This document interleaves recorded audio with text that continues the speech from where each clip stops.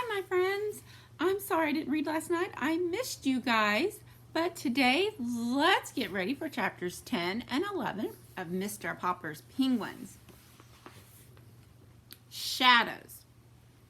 Next day, the picture of Mr. Popper and Captain Cook appeared in the Stillwater Morning Chronicle with a paragraph about the house painter who had received a penguin by air express from Admiral Drake in the faraway Antarctic. Then the Associated Press had picked up the story, and a week later the photograph in rotogravure could be seen in the Sunday edition of the most important newspapers in all the large cities in the country. Naturally, all the Poppers all felt very proud and happy. Captain Cook was not happy, however. He had suddenly ceased his gay, exploring little walks about the house and would sit most of the day sulking in the refrigerator. Mrs. Popper had removed all the stranger objects, leaving only the marbles and checkers, so that Captain Cook now had a nice, orderly little rookery. "He won't play with us any more," said Bill. "I tried to get some of my marbles from him, and he tried to bite me." "Naughty Captain Cook," said Janey. "Better leave him alone, children," said Mrs. Popper. "He feels mopey, I guess." But it was soon clear there was something worse than mopiness that ailed Captain Cook. All day he would sit with his little white circled eyes staring out sadly from the refrigerator. His coat had lost its lovely glossy look. His round little stomach grew flatter every day. He would turn away now when Mrs. Popper would offer him some canned shrimps. One evening she took his temperature. It was 104 degrees. "Well, Papa," she said, "I think you had better call the veterinary doctor. I am afraid Captain Cook is really ill." But when the veterinary came, he only shook his head. He was a very good animal doctor, and though he had never taken care of a penguin before, he knew enough about birds to see at a glance that this one was seriously ill. "I will leave you some pills. Give him one every hour. Then you can try feeding him on sherbet and wrapping him in ice packs. But I cannot give you any encouragement because I'm afraid it is a hopeless case. This kind of bird was never made for this climate, you know. I can see that you have taken good care of him, but an Antarctic penguin can't thrive in still water." That night the Poppers sat up all night taking turns changing the ice packs. It was no use. In the morning, Mrs. Popper took Captain Cook's temperature again. It had gone up to 105. Everyone was very sympathetic. The reporter on the Morning Chronicle stopped in to inquire about the penguin. The neighbors brought in all sorts of broths and jellies to try to tempt the little fellow. Even Mrs. Callahan, who had never had a very high opinion of Captain Cook, made a lovely frozen custard for him. Nothing did any good. Captain Cook was too far gone. He slept all day in a heavy stupor, and everyone was saying that the end was not far away. There's Captain Cook in the refrigerator.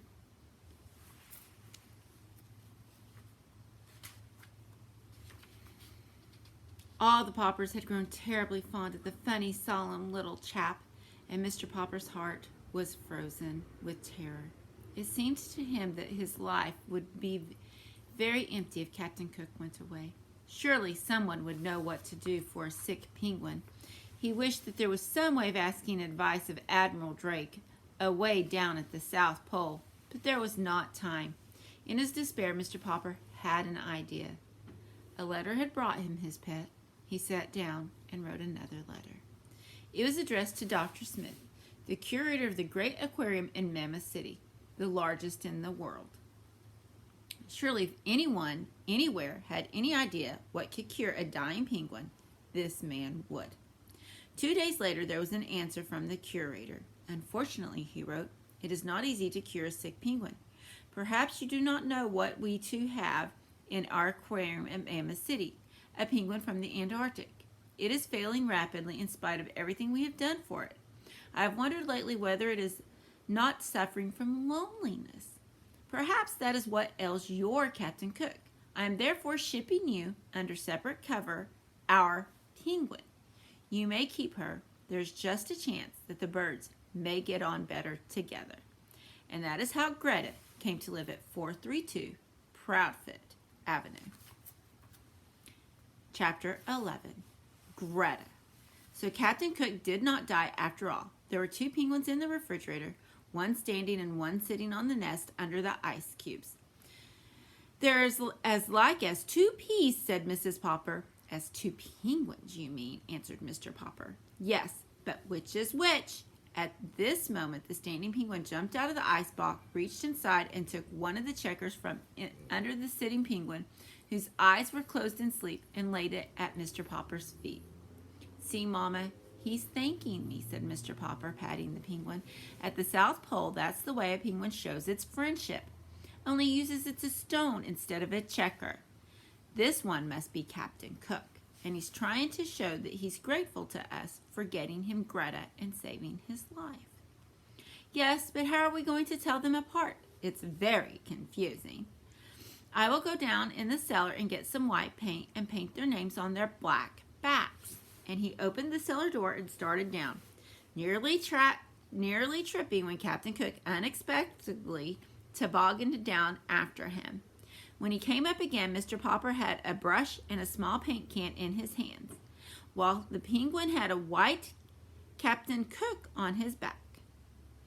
"Gook," said Captain Cook, proudly showing his name on the back on the penguin to the penguin in the icebox. "Caw," said the sitting penguin, and then, squirming around in her nest, she turned her back to Mr. Popper. So Mr. Popper sat down on the floor in front of the icebox, while Captain Cook watched, first with one eye, then the other. "What are you going to call her?" asked Mrs. Popper. "Greta."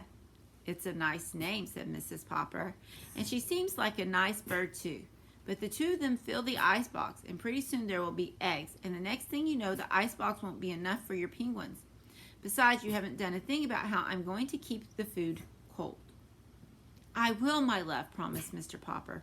"It is already pretty cold for the middle of October, and it will soon be cold enough outside for Captain Cook and Greta."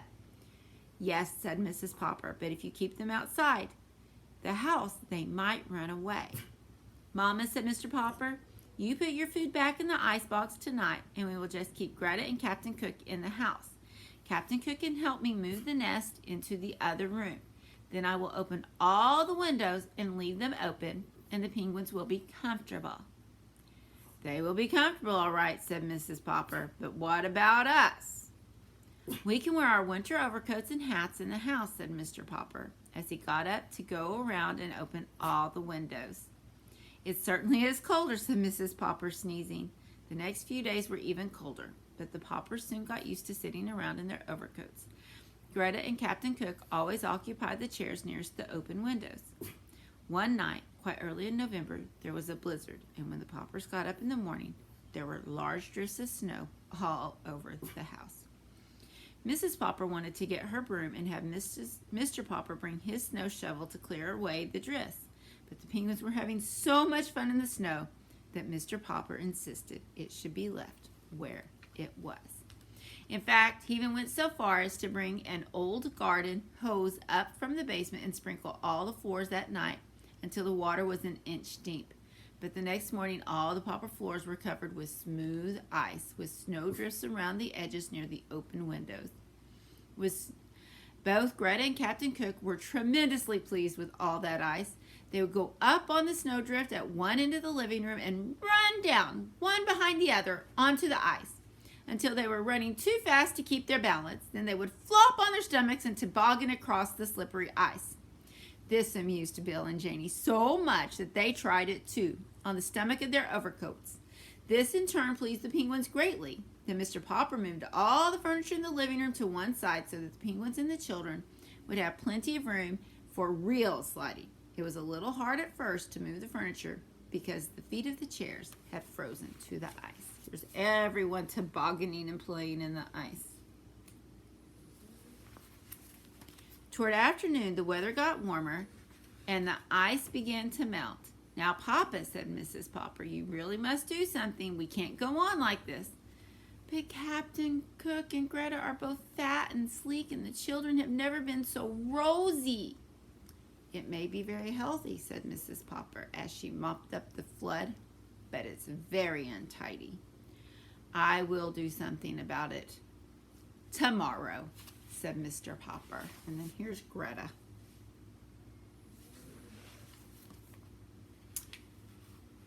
And that's it for tonight, my friends. So tomorrow we'll find out how Papa fixes all this. I'm very intrigued to find out how he solves these problems. Good night, my friends. Love you.